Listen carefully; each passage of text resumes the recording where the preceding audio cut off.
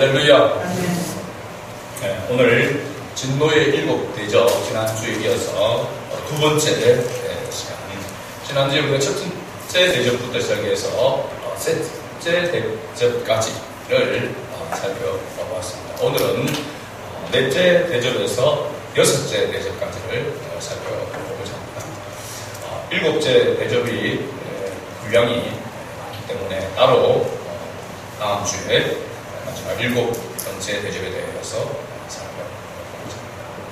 먼저 네 번째 대접에 대해서 살펴보는데, 네 번째 대접에 대해서는 8절과 9절에 나와 있습니다. 넷째 천사가 그 대접을 어디에 쏟았다고 했죠? 해에 쏟았더니 해가 권세를 받았다라고 했습니다. 여기 권세를 받았다라고 하는 것은 누구에게 권세를 받았다는 것일까요? 하나님에게서.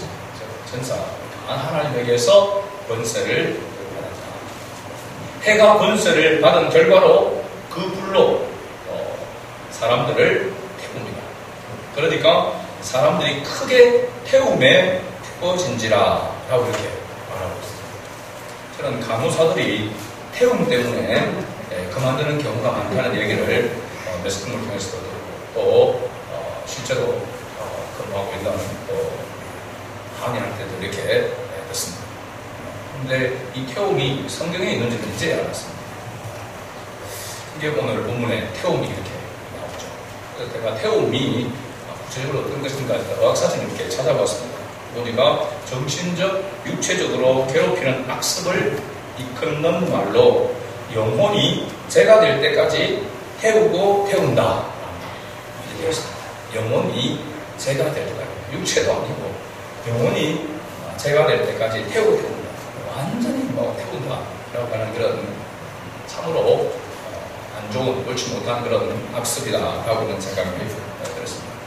성경에서도 이 불이 나올 때 불은 주로 심판을 상징하는 것을 볼 수 있습니다.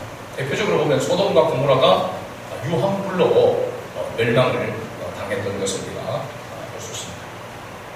근데 오늘 본문을 보면 이러한 재앙이 누구에게 임하는지, 태워지는 사람들의 이 정체가 누구인지에 대해서 뒤에 나오는 것을 볼 수 있죠. 먼저 이 재앙들을 향하는 권세를 가지신 하나님의 이름을 비방하며, 그 다음에 또 회개하지 아니하고, 또 주께 영광을 돌리지 아니하는 자들, 영광을 하나님께 돌리지 아니하는 자들, 비방하고 회개하지 아니하고 영광을 하나님께 돌리지 아니하는 자들, 이러한 자들이 이 해의 권세로 말미암아 태워지는 그러한 사람들이다라고 이렇게 말씀하고 있습니다. 이 네 번째 대접에 해당하는 사람들의 이 정체가 세 가지로 이렇게 설명이 되고 있는데, 실제로는 세 부류를 말하고 있는 것을 봅니다. 첫째는 계속해서 그들은 하나님을 비방했다는 것입니다. 하나님을 비방했다. 두 번째는 회개하지 않았다는 것입니다. 회개하지 않았다. 셋째는 영광을 하나님께 돌리지 않는다는 것이죠. 이 세 부류, 이 세 가지의 모습은 어떤 사람들인가? 일반적으로 보면 예수 그리스도 밖에 있는 사람들을 통틀어서 일컫는 그 표현이 바로 이 세 가지다라고 이렇게 말할 수 있습니다. 그리스도 밖에 있는 사람들의 모습 속에 나타나는 것이 바로 이 세 가지의 모습이다라고 이렇게 이야기하고 있죠. 이 사람들은 권세받은 해가 불로 태운다, 심판한다 라고 이렇게 말하고 있습니다. 그러면 이러한 재앙이 무엇을 말하고 있는 것일까? 왜 이런 재앙을 내린다고 말하고 있는 것인가? 먼저 해 아래에 있는 사람이라고 해서 모두 다 태움을 받는다 라고 합니다. 우리 성경을 보면 그렇지 않다라고 하는 것을 또 알 수 있습니다. 이 본문의 배경을 볼 때에 광야를 생각할 수 있습니다. 광야. 이스라엘 백성들이 애굽에서 나와서 40년 광야 생활을 하게 되어지죠. 이 광야는 그야말로 사막과 같은 그런 곳입니다. 사람이 살기에 부족한 그런, 특히 이 낮에는 햇볕이 너무나도 강렬해서 낮에는 사람들이 다닐 수가 없는 그런 곳입니다. 그런데 밤만 되면 또 추위 때문에 추워서 사람이 살 수 없는, 그래서 낮밤으로 사람을 살기에 부족하다. 그래서 유대 광야라고 하는, 광야는 지금도 사람들이 그렇게 살지를 않습니다. 광야. 근데 이 광야 길에 예수님께서 이스라엘 백성들을 인도했죠. 그러면 낮에 약 200만이 되는 그 많은 사람들이 광야의 길을 이제 걸어가야 되는데, 진행해야 되는, 행진을 해야 되는데, 밤에 다닐 수가 없고. 그래서 낮에 길을 가려고 하니까 하나님께서 그들을 보호하기 위해서 구름 기둥으로 그들을 덮어주시고, 밤에는 그들이 또 쉴 수 있도록 불기둥으로 그들을 보호해주셨죠. 그래서 구름 기둥과 불기둥으로 이스라엘 백성들을 보호하시고 인도하심으로 말미암아 이스라엘 백성들이 그 광야의 길을, 광야의 삶을 40년 동안 살아오실 수가 있는 것이죠. 그렇게 살았는데도 불구하고 신발이 헤어지지 않는, 옷이 헤어지지 않는 그러한 하나님의 특별한 은혜가 있었다라고 성경은 기록하고 있습니다. 그래서 해 아래 있으면은 그 햇볕으로 인해서 태움을 받는 것이 당연한 것인데, 그러나 그 햇볕을 가리워주고 덮어주면 거기에 쉴 수 있는 오히려 삶을 살 수 있다라고 하는 것을 말해주고 있는 것이죠. 그래서 하나님께서 이스라엘 백성들을 이렇게 보호하시고 지켜주신 그러한 모습을 우리가 보게 되는데, 요한계시록 7장 15절과 16절 말씀, 이미 우리가 살펴보았던 말씀인데 한번 볼까요? 같이 읽어봅니다. 그러므로 그들이 하나님의 보좌 앞에 있고 또 그의 성전에서 밤낮 하나님을 섬기며 보좌에 앉으신 이가 그들 위에 장막을 치시리니 그들이 다시는 줄이지도 아니하며 목마르지도 아니하고 해나 아무 뜨거운 기운에 상하지도 아니하리니. 아멘. 하나님께서 그들 위에 뭘 치시리니? 장막을 치시리니. 하나님께서 그러니까 해나 아무 뜨거운 기운에 상하지 아니한다라고 이렇게 말하고 있습니다. 여기 뜨거움이라고 하는 이 단어가 헬라어로 카우마라고 하는 이런 단어인데, 오늘 본문에 나오는 태운다라고 하는 단어와 정확하게 일치하는 그런 단어입니다. 뜨겁다라고 하는 단어와 태운다라고 하는 단어가 같은 단어로 쓰여졌다라고 하는 것입니다. 그러니까 하나님의 보호 아래 있는 사람들과 하나님의 보호 아래 있지 않는 사람들과의 분명한 차이가 있는 것이죠. 그죠? 장막 아래에 있는 사람과 장막 밖에 있는 사람의 차이는 완전히 다른 것이라는 것입니다. 똑같은 해 아래에 있어도 어떤 사람들은 그 해 아래에서 오히려 힘을 얻고, 어떤 분은 그 해 아래에서 상하게 되어지고 태움을 받는 그런 차이가 있음을 말해주고 있습니다. 그래서 분명한 차이는 바로 하나님께 속한 자와 하나님께 속하지 않는 자의 차이다라고 이렇게 말할 수 있는 것이죠. 똑같이 우리가 한 직장에서 일을 하면서 같이 땀을 흘리고 수고하고 그러면서 돈을 벌지만은 예수 그리스도 안에 있는 사람과 예수 그리스도 밖에 있는 사람의 차이가 있다라는 사실입니다. 어떻게 하나님의 속한 자와 속하지 않은 자의 그 모습을 우리가 차이를 알 수 있는가? 바로 세 가지 이유가 여기 있는 것이죠. 하나님의 이름을 비방하고 자기의 죄를 회개하지 아니하고 영광을 하나님께 돌리지 않는 모습은 하나님께 속하지 않은 자의 그런 모습임을 말해주고 있는 것입니다.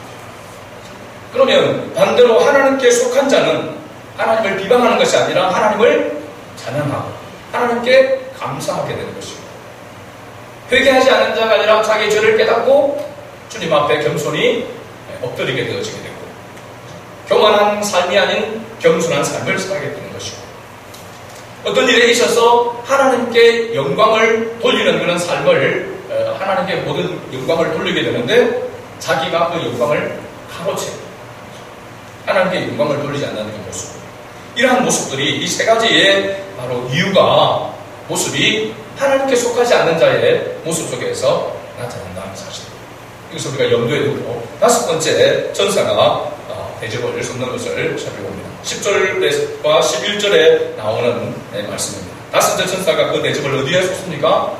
짐승의 왕자. 이 짐승은 우리가 계속해서 살펴보았습니다. 그 당시에 로마 제국의 황제들을 일컫는 그리스도인들을 교회를 핍박하고 박해하는 그러한 사람들을 대표하는 그런 모습이라고 라고 했습니다.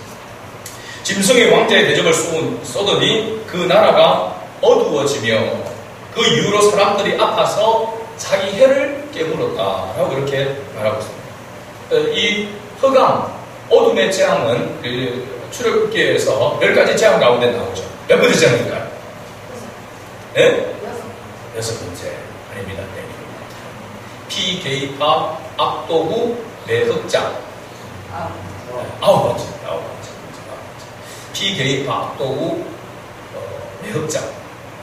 이렇게 외우면 흑암 재앙이 9번째 나옵니다. 이 재앙이 출애굽기에 보면 며칠 동안 진행될까요? 3일 동안 이 흑암의 재앙이 계속되었다라고 이렇게 이야기합니다.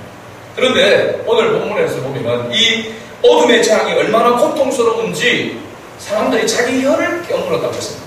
그러니까 말할 수 없는 고통의 자해를 하는 그 모습을 이야기하고 있습니다. 도대체 이 흑암의 고통이 어떤 고통인데 우리 캄캄한 밤에 자면 되지 이런 생각을 합니다. 그죠? 3일 동안 캄캄하면 그냥 3일 동안 자면 될 거라 이런 생각을 하는데 이 흑암의 고통이 이것이 얼마나 고통스러운지 사람들이 자기 혀를 깨물 정도로 고통스럽다는 것입니다. 요한계시록에서 이야기하는 이 어둠의 재앙, 흑암의 재앙을 이야기할 때 물리적인 그런 재앙이라고 한다면 그냥 단순히 캄캄한 것이라면 요즘 같으면 휴대폰 불을 켜면 되고 그죠? 뭐 이렇게 불을 켜서 빛을 해서 있으면 되지 이렇게 생각할 수 있습니다. 물론 그런 것들이 없다 할지라도 3일 정도야 그냥 어떻게 견딜 수도 있지 않겠습니까? 그죠? 크게 그것을 재앙이다 좀 불편함은 있어도 그렇게까지 생각할 수 할 필요가 없을 것 같은데 그런데 이 재앙이 자기 혀를 깨물 정도로 고통스럽다고 이야기하는 것은 물리적인 고통의 수준이 아니라고 하는 것을 말해주고 있습니다. 영적인 고통을 이야기하는데 이 어둠, 영적인 어둠은 바로 무지를 말합니다. 무지를 말합니다. 진리를 거역하는 바로 이유가 자신의 완고함 때문이다 라고 그렇게 이야기합니다. 자기 생각으로 가득 차 있는 사람은 다른 사람의 그런 어떤 생각을 받아들이지 않죠. 주로 이 복음을 잘 받아들이지 않는 사람들도 아주 자기애가 강한 사람들이지. 또 다른 그런 지식들로 가득 차 있는 사람들이 받아들이지 않습니다. 자기의 부족함을 알고 자기의 연약함을 아는 사람. 그리고 자기가 스스로 생각해도 나는 죄인이다. 내가 악한 것을 생각하고 늘 연약하고 부족하다고 하는 것을 깨닫는 사람은 자신의 그 연약함 때문에 자기의 부족함 때문에 하나님 앞에 엎드릴 수도 있고 그렇죠? 하나님을 찾게 되는 그런 경우를 보게 됩니다. 그런데 부족함이 없다라고 이렇게 느끼는 사람은 그것을 받아들이지 않는 거죠. 그러니까 영적인 어둠, 이 무지가 뭘 그렇게 또 고통스럽겠느냐. 영적인 무지로 인하여서 하나님을 알지 못하고 하나님의 진리를 깨닫지 못하는 그 삶 자체가 고통이다라고 하는 것을 말해주고 있는 것입니다. 그러니까 이 고통이 단순한 고통으로 끝나지 아니하고 마지막에는 혀를 깨물어도 되지 않을 정도의 그 엄청난 고통으로 계속 되어질 것이라고 하는 것을 성경은 말해주고 있습니다. 어디에서 고통을 말합니까? 지옥의 고통을 말합니다. 영원토록 구더기도 죽지 않는 그 지옥의 고통 속에서 영원한 형벌을 받을 그것을 말합니다. 그러니까 영적으로 무지하여서 하나님을 알지 못하고 진리를 깨닫지 못하고 진리를 거역하는 그것이 단순한 고통이 아니라 영원한 고통으로 이어질 것이라는 하는 것을 상징적으로 보여주는 것이죠. 그래서 흑암의 이 고통 아래 있는 것, 무지의 고통 아래 있는 것, 진리에서 벗어나 어둠에 거하고 있는 이것은 정말로 엄청난 고통이다라고 하는 것을 말해주고 있습니다. 여러분 우리도 마찬가지지 않습니까? 허물과 죄악으로 죽을 수밖에 없는 게 아니고 사실은 허물과 죄악으로 죽었다라고 에베소서 2장에 말씀하고 있습니다. 허물과 죄로 죽었던 우리를 예수 그리스도의 피로 말미암아 우리를 살려주셨다고 했습니다. 다시 사는 것입니다. 예수님과 함께 우리가 죽고 예수님과 다시 함께 산 줄로 믿습니다. 그렇죠? 그러면 우리에게도 진리의 빛, 예수 그리스도가 우리에게 오시지 않았다면 예수 그리스도의 이 진리를 이 십자가의 피 묻은 복음을 우리가 알지 못했다면, 우리에게 비춰지지 않았다면 우리도 여전히 허강 아래에 놓여 있는 것이고, 세상의 것을 추구하고 썩을 것을 위해서 살다가 헛된 것에 목숨 걸고 살다가 죽을 수밖에 없던 그런 바로 모습. 그래서 우리가 요즘 자주 부르는 시스에 보면 행복이라고 하는 그런 찬양 있잖아요. 그죠? 하나님의 자녀로 사는 것이 뭐라고 했습니까? 행복이라고. 여러분 믿으십니까? 아멘. 하나님의 자녀로 사는 것이 행복이라는 것을 여러분 확신합니까? 아멘. 하나님의 자녀로 살면 늘 좋은 일이 있고, 늘 편안한 일이 있고, 늘 잘 되는 일이 있습니까? 하나님의 자녀로 살면 더 많은 이 세상에서 고통과 고난이 우리에게 닥쳐올 가능성이 훨씬 더 많습니다. 실제적으로. 그런데도 불구하고 하나님의 자녀로 사는 것이 행복이다라고 말할 수 있는 것은 나의 삶이, 내 인생이 나의 것이 아니라 나의 주인이 주님이시고 주님이 나와 함께하고 있다고 하는 것을 확신하고 이것이 영원한 삶으로 이어질 것이라고 하는 것을 우리가 믿기 때문에 14만 4천 명이 천상에서 주님의 이름을 찬양하는 그 모습이 결국 전국의 우리의 모습이 될 것이라고 하는 것을 확신하기 때문에 고난 가운데, 핍박 가운데서도, 어려움 가운데서도 좌절하지 않냐고, 낙심하지 않냐고 소망 가운데 살아가기 때문에, 그 소망이 있기 때문에, 그 믿음이 있기 때문에 행복이라고 하는 것입니다. 할렐루야. 우리 예수 믿으면 다 잘 되고, 예수 믿으면 성적도 쑥쑥 올라가고, 대학도 잘 들어가고, 모든 것이 다 잘 돼서 행복이라고 천만의 말씀입니다. 사람들이 볼 때는, 세상 사람들이 볼 때는 불행도 그런 불행이 없을 것입니다. 그러나 우리 그리스도 안에서 그것을 행복이라고 이야기하는 것이죠. 또 하나는 뭡니까? 우리가 주님의 은혜로 살아가는 것이 행복임을 알아야 될 줄을 믿습니다. 어렵고 힘든 가운데서도 그럼에도 불구하고 주님의 은혜로 다시 일어서고 다시 주님 앞에 소망 가운데 서고, 그래서 감사할 수 없는 상황에서도 감사해야 하고 감사하는 자가 바로 진정한 그리스도인 것이죠. 애국에서 흑암의 재앙이 내렸지만은 이스라엘 백성들이 살고 있었던 그 고센 땅에는 이 어둠이 비껴갔다라고 하는 것을 우리는 성경을 통해서 발견합니다. 어둠의 재앙이 비껴갔다는 것입니다. 오늘 우리에게도 마찬가지입니다. 우리도 이 세상에서 똑같이 해 아래에 있고, 그죠? 어둠의 재앙에 있는 이 사탄이 지배하는 이 세상 속에 있지만 하나님께서 우리에게 어둠을 거둬주시고 진리의 빛을 비춰주셨기 때문에 우리가 하나님을 찬양하고 하나님을 예배할 수 있는 것이고, 아무리 우리의 삶이 공고하고 아무리 힘들고 어려워도 우리가 주님을 바라보면서 소망 가운데 하나님을 찬양하고 경배할 수 있는 것입니다. 이것이 행복인 것이죠. 자, 여섯 번째 천사가 이제 그 대접을 큰 강 유브라데에 쏟았다라고 이렇게 말하고 있습니다. 12절부터 16절 여섯 번째 대접, 여섯 번째 이 천사가 대접을 쏟은 이 내용이 조금 깁니다. 여섯째 천사가 그 대접을 큰 강 유브라데에 쏟자 그 강이 말라서 길이 됩니다. 그러니까 유브라데 강바닥으로 어디에서? 동방에서 오는 왕들의 길이 예비되었더라 라고 그렇게 말하고 있습니다. 여기서 말하는 유브라데 강이 무엇을 말하고 또 왜 그 강이 말랐는지, 그리고 그리로 들어오는 동방의 왕들의 정체가 무엇인지를 우리가 알아야 되죠.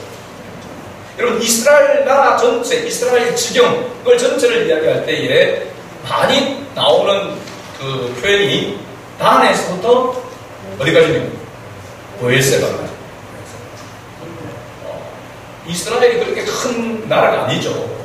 경상남북도 정도의 면적입니다. 이런 이스라엘은 단에서 보엘세바까지 최단이 단, 헐몬산에서부터 내려오는 거기에서 단, 그 다음에 맨 남쪽이 보엘세바입니다. 그래서 이스라엘 지경을 이야기할 때 단에서 보엘세바까지라고 이야기하고 있고, 우리나라로 이야기하면 백두에서 한라 한반도를 이야기하면 그런 표현을 쓰는 것입니다. 구약성경 창세기 15장 18절에 보면 하나님께서 이렇게 아브라함에게 약속했던 그런 모습이 나옵니다. 같이 읽어볼까요? 그날에 여호와께서 아브라함과 더불어 언약을 세워 이르시되 내가 이 땅을 애굽 강에서부터 그 큰 강 유브라데까지 네 자손에게 주노니. 아브라함에게 하나님께서 언약을 보내주셨는데 애굽 강에서부터, 실제로 보면 애굽의 경계가 되어지는, 애굽과 경계가 되어지는 곳을 말하고 있고, 큰 강 유브라데는 바로 이스라엘의 북단에서 흐르는 강을 이야기합니다. 그래서 이게 이제 나중에는 단에서도 또 부엘세바까지 이렇게 이야기하는 표현을 하는데, 실제적으로 하나님께서 아브라함에게 약속하시는 그 부분은 애국강에서부터 큰 강 유브라데까지. 이것도 애국강은 남단이거든요. 이스라엘의 제일 남쪽이고 애국과 경계가 되어져 있죠. 위에로는 유브라데. 실제로 아수르와 경계가 되어지는 지금의 시리아라고 이렇게 볼 수 있죠. 그래서 거기부터 시작해서 남쪽까지, 단에서 부엘세바까지라고 이렇게 확실하게 이렇게 성경에는 이야기를 하고 있습니다. 그런데 이 유브라데 강이 말랐다라고 이렇게 이야기합니다. 이 유브라데 강이 말라서 그곳으로 동방에서 군사가 들어오기도 합니다. 그런데 그러니까 하나님께서 이스라엘 백성들을 징계할 때에 항상 이 유브라데 강을 마르게 해서 그리로 군사들이 들어오도록 그렇게 하셨습니다. 그뿐만 아니라 이사야에서 보게 되면 이스라엘 백성들이 바벨론에서 포로로 끌려갔다가 다시 유대로 들어올 때에도 하나님께서 유브라데 강을 마르게 해서 이 강을 건너보도록 했습니다.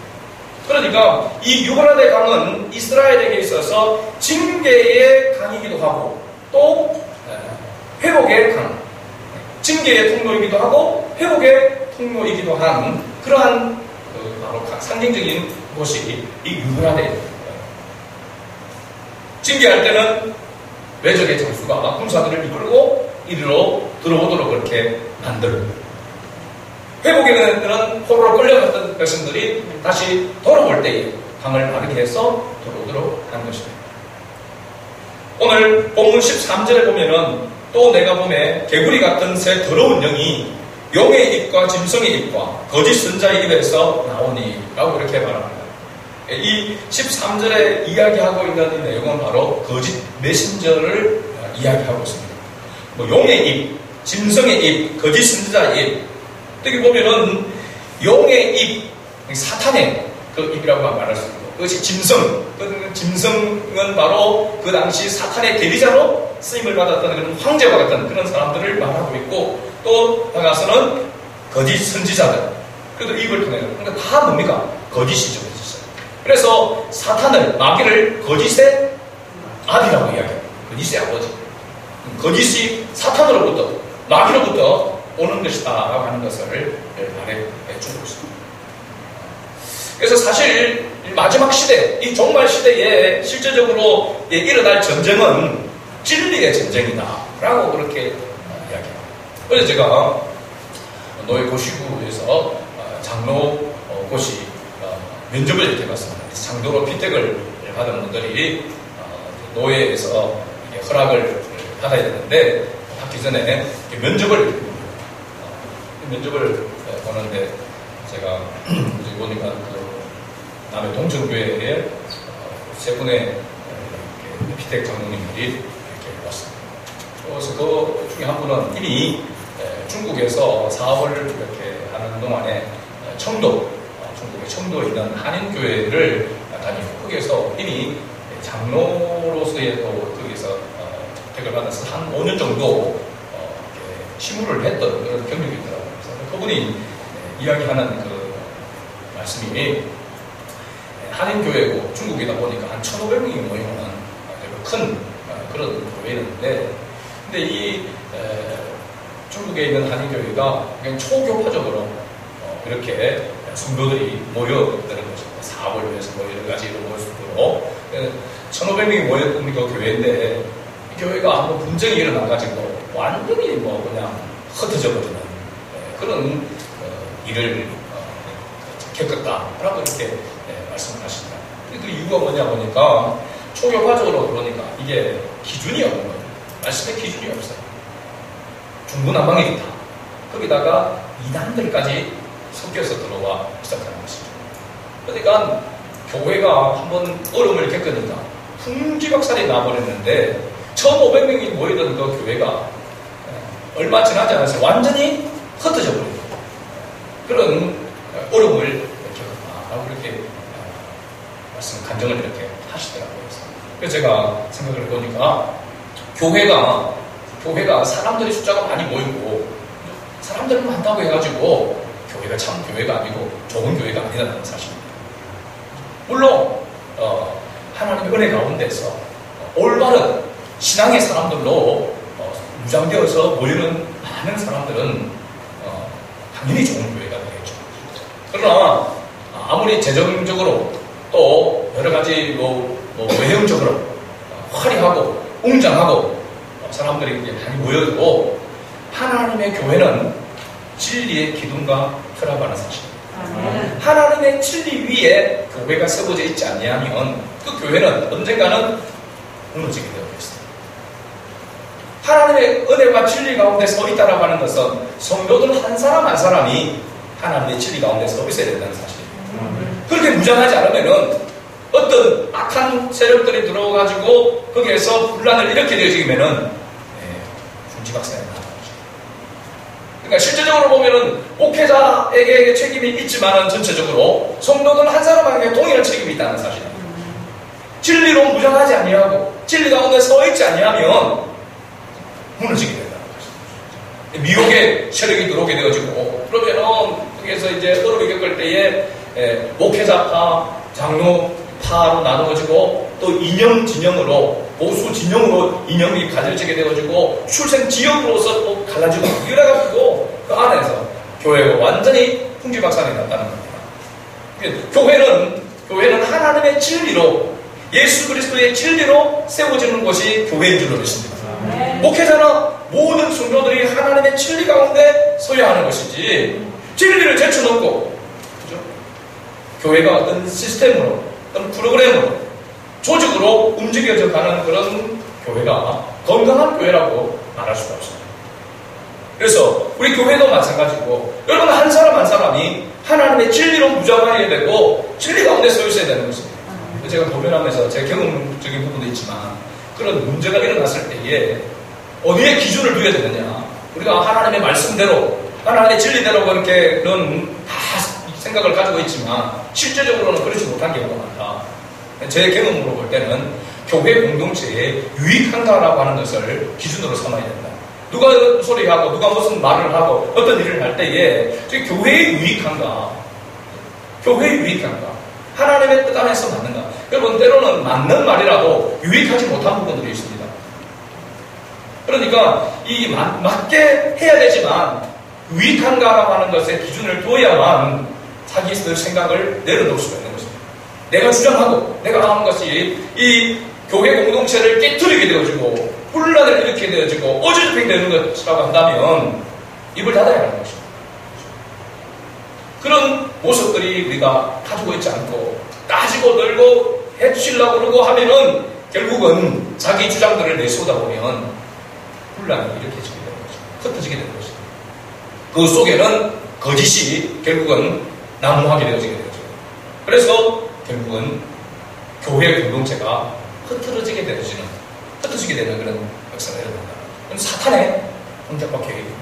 그거를 이미 우리가 알고 준비하지 않으면 안 된다. 마지막 시대에 지금 사탄은 그렇게 공격하고 있습니다. 교회를 교회가 교회되지 못하도록 그렇게 여러 가지 외부적인 그런 모습으로 역사하고 있습니다. 그러나 사실 외부적으로 나타나는 그런 모습들보다도 더 중요한 것은 내부적인 것입니다.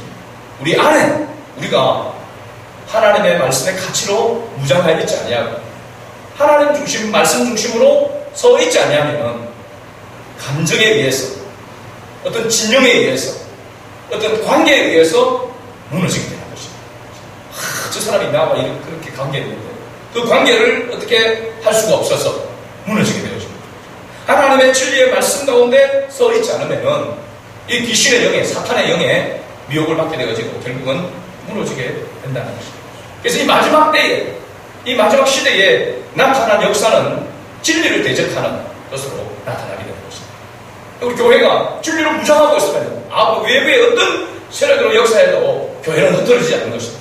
더 교회는 진리 가운데 무장하여 있는 것이죠. 마치 로마의 그 황제들의 박해 속에서도 그 당시 교회들이 진리의 가운데 있던 사람들이 목숨을 바쳐도 그 교회를 수호하고 진리를 수호했던 것처럼 그런 모습으로 나타날 수가 있는 것이죠. 16절 말씀에 보면 오늘 새 영이 히브리어로 아마겟돈이라고 하는 곳으로 왕들을 모으더라고 했습니다.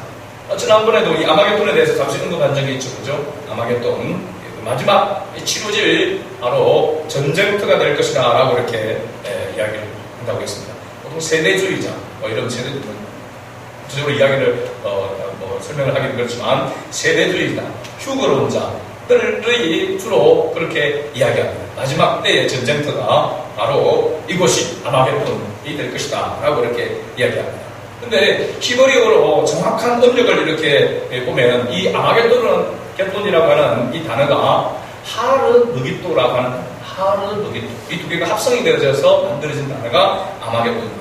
하르라고 하는 뜻은 작은 산, 언덕. 제가 무깃도에 대해서 설명할 때에 거기가 교통과 전쟁에 있어서 전략적 요충지라고 이렇게 말씀을 드렸죠. 그러나 그것이 큰 높이에 있는 그런 초롱성 같은 그런 곳이 아니라 그냥 좀 높은 언덕과 같은 그런 곳입니다. 그래서 작은 산, 언덕이라고 하는 그런 표현을 쓰는 것이죠. 실제적으로 보면은 아마겟돈이라고 하는 것은 무깃도 언덕, 무깃도의 작은 산, 무깃도의 작은 산이라고 하는 그런 의미죠. 근데 이 무깃도는 여러 번의 전쟁이, 크고 작은 전쟁들이 일어나는데 전쟁이 일어날 때마다 특히 이스라엘 땅을 차지하려고 하면 반드시 무깃도에서 전쟁을 치게 되는 이 통로가 되기 때문에 이곳에는 적군이 나고이나 할 것 없이 수많은 군사들이 바로 이 무깃도에서 시체가 되어지는, 그래서 시체가 이 언덕을 덮을 정도로 수많은 군사들이, 사람들이 이 전쟁터에서 죽게 되는 곳을 이야기합니다. 여러분, 구약 성경 서가랴 12장 11절에 보면 이 무깃도에 대해서 이야기를 하는데요. 같이 한번 읽어볼까요? 그 날에 예루살렘에 큰 애통이 있으리니 무깃도 골짜기 하다드림몬에 있던 애통과 같을 것이라. 여기 보니까 이 무깃도 골짜기에 이 애통이, 그러니까 이스라엘 사람들에게 있어서는 무깃도 하면은 먼저 바로 전쟁터, 고통을 떠오르게 되어지는 그런 곳이다라고 하는 것을 말해주는 것이죠. 그러니까 무깃도는 외부 세력들이 이스라엘을 파멸하기 위해서 들어오는 교통의 요충지이고 전략의 요충지입니다. 이곳을 점령해야 이스라엘을 차지할 수 있기 때문에 항상 이곳은 전쟁터가 되는 것이죠. 그러니까 아마겟돈 하면은 바로 전쟁터를 말하고 있는 것이고, 이 아마겟돈이라는 것은 바로 오늘날 우리가 치르고 있는 영적 전쟁과 같은 것입니다. 상징적인 의미죠. 그래서 실제적으로 앞으로 마지막에 전쟁터가 이 무깃도가 될 것이냐, 세대주의자들은 그렇게 보기도 합니다. 근데 진짜 아무리 가봐도 활과 칼로서 싸울 그때 당시에 그런 전략적 요충지 이스라엘에게만 그런 또 상황이지 전 세계적으로 보면은 그것이 어렵다라고 하는 것을 한 번에 알 수가 있습니다. 지금은 미사일로 무기가 그때하고 차원이 다른 그런 것이잖아요. 무기도 택도 없는 거죠. 그러니까 중동이 화약고라고 하는 이야기를 많이 들었죠. 근데 요즘은 최근에 와서는 어디가 화약고가 될 것 같이 보여집니까? 남중국해라고 이렇게 이야기합니다. 남중국해. 그래서 대만하고 지금 미국의 친한대가 주로 대만해를 이렇게 지나가고 가면서 중국이 발끈하고 좀 난리죠.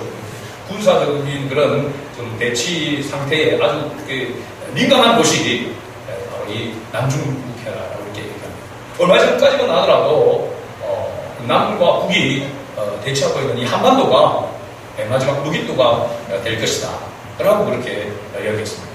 정말 언제 전쟁이 일어날지 모르는 그런 급박한 그런 상황들이 벌어지게 되었을 때에, 그래서 어떤 분이 재미나게 한반도가 무깃도, 아마겟돈이 될 것이다 라고 하는 것에 추궁한다는 것입니다. 그 이유가 뭔가? 어째 지금은 이제 그렇게 그거는 것도 아닌데 한반도가 이 아마겟돈 바로 무깃도가 될 것이다 라고 얘기하니까 그분이 재밌는 말로 이렇게 얘기했습니다. 아마 갯돈 때문에 아마겟돈 한반도에 전쟁이 일어나는 갯돈 때문에 우리나라는 개돈 때문에 싸우는 거 아니야? 하고 이렇게 하잖아요. 불나는 거. 저도 참 재미있게 생각했습니다. 아마겟돈. 근데 지금 이 아마겟돈이라고 하는 이 전쟁터가 어느 것이냐라고 한다면은 상징적인 것이 바로 지금 우리가 살고 있는 삶의 현장이 아마겟돈이라고 하는 사실입니다. 마지막 시대에 그 사탄은 마귀는 우는 사자같이 하나님의 자녀라도 삼키려고 두루 찾는다라고 이렇게 성경에서 말하고 있습니다. 그러기에 오늘 우리가 읽었던 본문 15절 말씀을 보면은 15절 말씀을 다시 한번 읽어보면은 16장 15절 말씀 다시 봅니다. 보라, 내가 도둑같이 오리니 누구든지 깨어 자기 옷을 지켜 벌거벗고 다니지 아니하며 자기의 부끄러움을 보이지 아니하는 자는 복이 있도다. 15절의 이 말씀은 실제로 예수님께서 하신 말씀인데 이 말씀은 곧 어떤 자가 복이 있다라고 이야기를 하고 있냐면 하나님의 자녀로 사는 자가 복이 있다라고 하는 것을 말해주고 있습니다. 예수님이 도둑이 온다고 하겠습니다. 그래서 우리의 관심은 그럼 이 도둑 사탄의 역사, 이 마지막 때에 이 날이 언제인 것인가에 관심을 가지고 있지만은 주님은 우리가 그것은 우리의 알 바가 아니라고 했습니다. 언제, 어느 때가 문제가 아니라고 했습니다. 근데 보면 우리가 살고 있는 매일매일의 삶 그 속에서, 생활 속에서 지금 아마겟돈 전쟁이 벌어지고 있다라고 하는 사실입니다. 그렇다면 이 말씀은 무엇을 말하는 것인가? 마지막 때 도둑같이 오리니 늘 깨어 주님 오실 날을 준비하라고 하는 것을 말해주고 있는 것이죠. 깨어있는 사람에게는 도둑같이 온다라고 하는 것이 의미가 없습니다. 아마겟돈 전쟁은 우리의 삶의 현장에서, 가정에서, 직장에서 지금도 계속되고 있습니다. 내부적으로 싸우고 외부적으로 싸움의 역사가 계속해서 일어나고 있습니다. 육신적인 싸움, 영적인 싸움이 동시에 역사하고 있는 이 현장이 바로 아마겟돈이라고 하는 것을 말해주고 있는 것이죠. 이 싸움에서 진리 안에 있는 사람, 성령의 사람은 항상 승리하게 되어 있습니다. 주님이 함께 하시며 주님의 자녀는 반드시 승리하게 되어 있습니다. 물론 때때로 넘어지기도 하고 쓰러지기도 하지만 하나님의 자녀는 다시 십자가 붙들고 다시 일어서게 되는 것입니다. 하나님의 자녀와 하나님의 자녀, 하나님께 속한 자와 하나님께 속하지 않는 자의 그 모습은 그죠? 하나님의 자녀임에도 불구하고 일시적으로 넘어져서 쓰러져서 때로는 원망하고 불평하고 비방할 수도 있습니다. 또 회개하지 아니하고 또 하나님의 영광을 하나님께 돌리지 아니하는 그런 모습의 순간이 있을 수 있습니다. 그러나 계속해서 그렇게 하고 있다고 한다면 하나님께 속하지 않은 사람일 수 있다라고 하는 것입니다. 그래서 이 싸움에서 패배하는 사람은 계속해서 하나님을 비방하게 된다는 것입니다. 원망하고 불평하게 되는 것이죠. 여러분 이것이 여러분 삶의 현장 속에서 어떤 모습으로 나타날까요? 요즘에 보면 여러분 무슨 교회나 이런 어떤 부분에서 어떤 안 좋은 그런 일들이 일어나게 되면 댓글이라는 것들을 가끔 이렇게 보면 교회를 다닌다라고 하는 사람이 막 교회를 비방합니다. 목회자를 비방합니다. 또 성도라고 하면 성도를 비방합니다. 자기가 그리스도인이라고 하면서 물론 그런 잘못에 대해서 잘못도 뭐 괜찮다 무조건 뭐 괜찮다라는 것이 아니죠. 비방을 하는 것이 아니라 그 잘못에 대한 걸 부분에서 마치 자기가 잘못한 것처럼 회개하는 그런 모습이 있어야 된다는 사실입니다. 잘못을 잘못된 것이라고 말할 수도 있지만 그것이 바로 내 때문이다, 내 자신 때문이다라고 하는 것도 알고 하나님 앞에 겸손해야 되는 것이죠. 어떤 목회자에 대한 그런 부분에 대해서 막 비방을 하고 잘못하면 막 자기는 전혀 무슨 잘못이 없는 사람처럼 실제로 보면 자기는 더한 그런 부분도 있으면서 그죠. 우리 모습 속에서 그렇잖아요. 드러나는 죄만이 아니라 감추어져 있는 죄가 더 무서운 것입니다. 실제로 보면. 목회자에 대해서 뭐 있으면은 막 비난하고 원망하고 불평하고 성도들 간에서도 보면은 원망하고 불평하고 여러분 이 모습이 누가 가지고 있는 모습일까? 이단들이 가지고 있는 모습. 이단 사이비들이 가지고 있는 모습이죠. 그러니까 계속해서 하나님의 이름을 비방하고 회개하지 아니하고 자기 잘못을 회개하지 아니하고 하나님의 영광을 가로채고 하나님의 영광을 돌리지 않는 이 모습은 바로 저 그리스도와 같은 모습입니다. 사탄의 종로도 하는 모습이다라고 하는 것을 알 수가 있습니다. 우리가 주변에서 계속해서 남을 비방하고 교회를 비방하고 목회자를 비방하거나 성도들을 비방하거나 하는 그런 모습들은 옳지 않습니다. 자신을 돌아보면서 회개해야 됩니다. 다른 사람의 잘못된 그런 모습을 보면서 자신은 자기에게로 누구든가 그래서 자신을 자세히 주의하여 살펴야 하는 것입니다. 목회자인지도 마찬가지로 목회자가 잘못된 것을 볼 때에 마치 내가 잘못하는 것이 나는 없는다는 것을 돌아봐야 되고 회개해야 되는 것입니다. 한국 교회를 위해서 목회자를 위해서 기도하지 못했던 더 많이 기도하지 못했던 자신을 돌아봐야 되는 것입니다. 성도들 마찬가지고 교회에 관한 부분도 마찬가지인 것입니다. 그러나 하나님께 속하지 않은 자는 계속해서 비방을 하고 원망하고 불평하는 것입니다. 그리고 자기가 뭔가 당했으면 자기 그 하나님의 영광을 가로채는 그런 모습이 나타나게 되는 것이죠. 그리고 계속해서 앞으로도 살펴보게 되겠지만은 이 모습 속에서 보면은 계속해서 비방하고 회개하지 아니하고 하는 것이 특징으로 계속해서 이야기하고 있는 것을 볼 수 있습니다. 오늘 우리들의 모습 속에서 이러한 것들이 없는가? 우리 자신을 돌아봐야 되겠죠. 예수님의 십자가 앞에서 자신을 내려놓아야 하는 것입니다. 교만한 자가 되어서는 안 되고 겸손해야 될 줄로 믿습니다. 그렇지 않으면 이 세 가지 부류가 항상 우리의 모습 속에서 나타날 수밖에 없는 것입니다. 우리는 사자같이 담대하여 마귀를 대적해야 됩니다. 어떻게 대적해야 됩니까? 무엇으로 대적해야 됩니까? 하나님의 말씀으로, 하나님의 영과 진리로 충만해야만 됩니다. 그래서 사도 바울이 그렇게 권면했죠. 디모데를 향해서도 그렇고 에베소 교회를 향해서도 그렇고 성령의 충만함을 받으라 그렇게 말씀했습니다. 우리의 힘으로는, 우리의 눈으로는 이러한 미혹의 세력들을 이 영적인 전쟁에서, 육신적인 전쟁에서 승리할 수가 없기 때문에 그렇습니다. 주님께서 함께 해주셔야만 가능한 것이죠. 오늘 우리 순간의 가족들은 하나님의 은혜가 늘 함께합니다. 하나님께서 하나님의 장막으로 우리를 덮어주심으로 말미암아 사막을 걸어도 꽃길이다. 사막을 걸어도 꽃길이다. 어디 들어봅니까? 사막을 걸어도 꽃길이다. 어둠에 있지 아니하고 빛 가운데 거하며 거짓의 영에 미혹되지 않고 진리로 하나님을 대적하는 하나님의 자녀로 살아가는 이 복이 오늘 저와 여러분에게 필요합니다. 이 마지막 시대를 살아가는 교회 또 성도들에게 충만할 수 있게 주의 이름으로 축복합니다. 아멘.